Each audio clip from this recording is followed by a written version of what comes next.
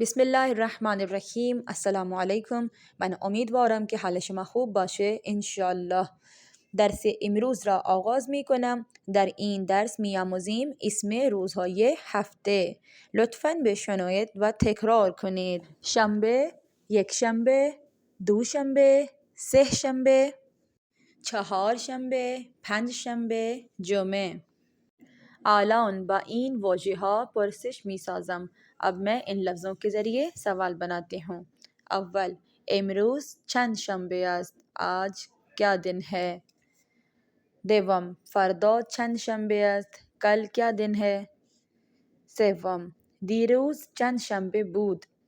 कल क्या दिन था. यानी दीरोज़ गुजरे हुए कल के बारे में सवाल हो रहा है.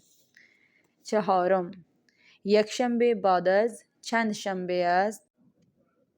इतवार किस दिन के बाद आता है. दूशंबे क़ब्ल अज़ चंद शंबे است. पीर किस दिन से पहले आता है.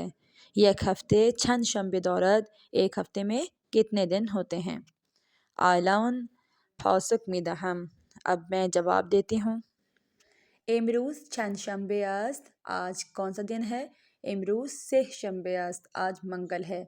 फ़रदा चंद शंबे است. कल कौन सा दिन होगा.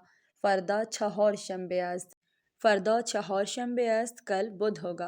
दीरूज़ चंद शंबे बुध. गुजरे हुए कल की बात हो रही है. कल कौन सा दिन था. दीरूज़ दो शंबे बुध. कल पीर था. जब भी दीरूज़ हो तो वो गुजरा हुआ कल होगा. दूशंबे क़ब्ल अज़ चंद शंबे است. पीर किस दिन से पहले आता है. दूशंबे क़ब्ल अज़ सेह शंबे است. यकशंबे बाद अज़ चंद शंबे است. यकशंबे यानी हफ्ता किस दिन के बाद आता है.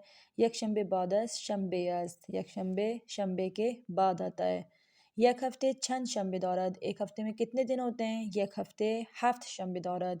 एक हफ्ते में 7 दिन होते हैं. तो ये हमने कुछ सवालात बनाए थे. इंशाल्लाह कि आप इन सवालात से इस्तिफ़ादा करेंगी, दर्स याद करेंगी और सुनाएंगी.